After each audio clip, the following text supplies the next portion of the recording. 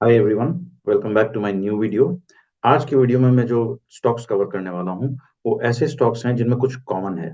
मैं आपको ये सारे स्टॉक्स का नाम बताता हूँ और उसके बाद आप जज करना या मुझे बताना कि इनमें क्या कॉमन है।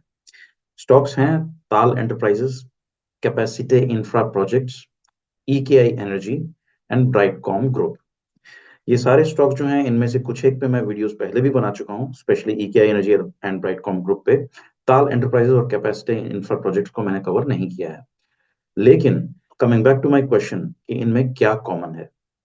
द कॉमन थिंग इज कि ये these are all stocks owned by the so called star investors of India, या जिनको इन्वेस्टमेंट गुरु बोलते हैं। लेकिन गुरु जो शब्द है उससे एक बात आप याद रखिएगा, गुरु बहुत सोच समझ के बनाना चाहिए। और इसीलिए मैं आज ये चार स्टॉक्स डिस्कस करना चाहता हूँ, बिकॉज इनसे आप पता चलेगा कि जो बड़े इन्वेस्टर्स इन स्टॉक्स को ओन करते हैं, जिनके नाम आपने बहुत बार इन्वेस्टमेंट सर्कल्स में सुने होंगे, how do they select their stocks and is it worth following such gurus or not? So let us start with Tal Enterprise. देखिए ताल एंटरप्राइज जो है, it says that it is in the business of aviation industry. और aviation में बहुत सारे claims करते हैं ये लोग। They claim to offer consulting services, they claim to offer architecture and design of airplanes etcetera. और साथ ही साथ ये भी क्लेम करते हैं कि इनका चेन्नई के के पास में एक बहुत बड़ा डेवलपमेंट सेंटर है which focuses on aeronautics and aerospace engineering. लेकिन अगर हम इसके रेवेन्यूज पे देखते हैं तो फंडामेंटली इस कंपनी में पिछले 10-11 साल में कुछ भी चेंज नहीं हुआ है। रेवेन्यू जो है वो स्टैग्नेंट है, as you can see on the screen. Profit margin जो है वो भी स्टेबल हैं, कुछ ऐसा चेंज नहीं आ रहा है। कंपनी अपने एनुअल रिपोर्ट्स में बहुत सारे क्लेम्स डालती है कि हम एक्सपेंशन में ये करने वाले हैं, वो करने वाले हैं, but nothing has actually materialised over the last few years. मतलब फंडामेंटली पिछले 10 साल में अगर हम देखें तो कंपनी में कुछ भी चेंज नहीं हुआ है। और एज अ रिजल्ट मुझे ऐसा लगता है कि ना ही कुछ आगे चेंज होने वाला है। इसके बावजूद बहुत बड़े इन्वेस्टर जो हैं, जिनका नाम आपने सुना होगा, मुकुल महावीर प्रसाद अग्रवाल, उनने इस कंपनी में लगभग 9% का स्टेक उठा लिया है। और जब से ये स्टेक उठाया है, कंपनी का शेयर जो है वो धड़ाधड़ चढ़ने लगा है। अब सोचने वाली बात ये है कि ये स्टॉक इनने क्या सोच के उठाया। इसका जवाब मैं अभी नहीं दूंगा। Before answering that, let's move on to the next one, which is EKI energy. EKI energy पे मेरा पुराना वीडियो अगर आप देखना चाहें तो you can watch it here. लेकिन उस वीडियो में जो मैंने कवर किया था वो मैं यहाँ रिपीट नहीं करूंगा। समरी उस वीडियो की ये थी कि EKI energy looking at its revenue numbers, जो कि बहुत ही ज्यादा उथल पुथल दिखा रहे हैं, उन रेवेन्यू नंबर्स को देखते हुए मुझे ऐसा लगा EKI energy is a completely fraudulent company, जो कि लिस्ट हुई है सिर्फ इसलिए ताकि पब्लिक से पैसा उठा सके for the benefit of its owners and biggest share holders. और इस कंपनी में भी मुकुल महावीर प्रसाद अग्रवाल ने बहुत बड़ा शेयर उठाया था।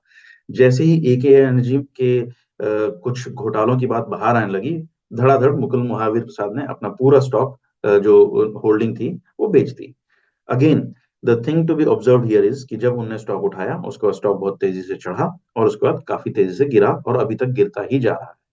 तीसरी कंपनी जो है वो कैपेसिटी इंफ्रा प्रोजेक्ट्स है।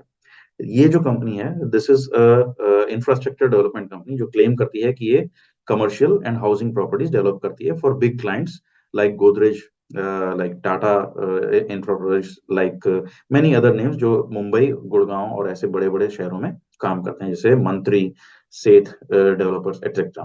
उनके लिए ये बिल्डिंग्स बनाते हैं। अब आप इसमें ये देखिए कि इस कंपनी में इनका रेवेन्यू जो है वो पिछले कुछ सालों से बहुत ही स्टैग्नेंट है, बहुत ही छोटी कंपनी है। 200 करोड़ के आसपास का रेवेन्यू है। पिछले कुछ सालों में इनका जो प्रॉफिट है वो बहुत तेजी से गिरा भी था, as you can see on the screen.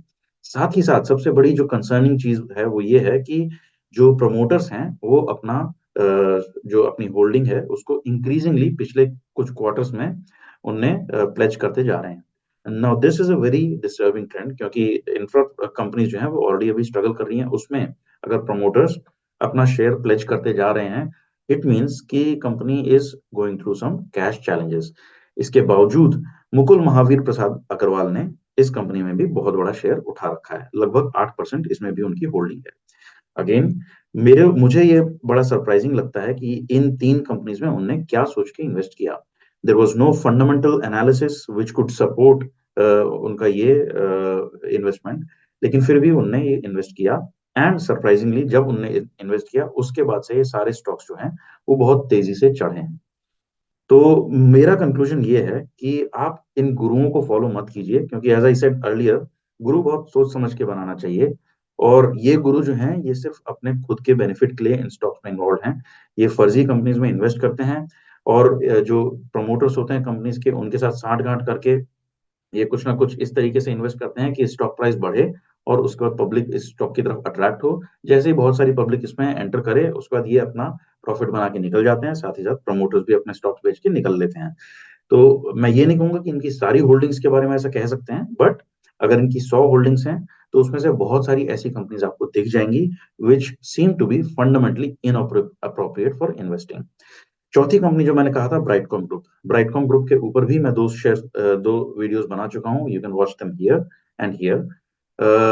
इसमें भी एक बहुत बड़े इन्वेस्टर शंकर शर्मा, जिनका नाम आपने सुना होगा, वो इन्वेस्टेड हैं। अगेन, शंकर शर्मा को तो सेबी ने पकड़ लिया and he is not allowed to exit, but I think Shankar Sharma ने भी कुछ इनसाइडर डीलिंग्स करी थी प्रमोटर्स के साथ, ताकि वो भी स्टॉक मैनिपुलेशन करके अपना पैसा निकाल के, और प्रमोटर्स को भी अपना थोड़ा कुछ पैसा बना के एग्जिट करने में मदद करें। इन चारों कंपनीज को देख के माय कंक्लूजन वुड बी, ये जो सो कॉल्ड इन्वेस्टमेंट गुरुज होते हैं, इनसे या इनके सिलेक्शन से दूर रहना ही बेस्ट होता है। If you want to invest, do your own analysis. अपने खुद के एनालिसिस के बेसिस पे आप जज कीजिए कि कंपनीज जो हैं वो फंडामेंटली गुड हैं कि नहीं है फॉर इन्वेस्टमेंट।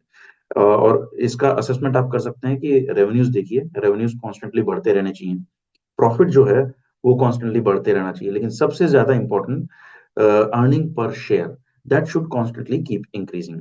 अगर आपको ये सारी चीजें कंपनीज में दिखती हैं, then you can look at other parameters, like company के ऊपर कितना लोन है, जो कि आपको price earning, sorry, debt debt equity ratio में दिख जाएगा। इसके साथ साथ आप ये देखिए प्रमोटर्स की होल्डिंग कैसी है। अगर प्रमोटर्स की होल्डिंग बहुत स्ट्रांग है, इट मीन्स कि कंपनी जो है उसमें प्रमोटर्स का बहुत स्ट्रांग विश्वास है। एज अ रिजल्ट, अगर प्रमोटर्स खुद अपनी कंपनी में विश्वास करते हैं, then you can also trust the company.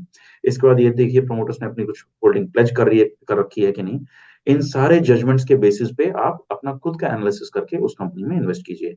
Always invest in undervalued stocks. Do not follow these so-called gurus. They are out to make their own money. They are out to only look out for their own interests. So please, please and please do your own analysis before investing in anything. अगर आपको video अच्छा लगा तो please like, share and subscribe. It help, उस पे ज्यादा likes और shares आते हैं। Thank you and have a nice day.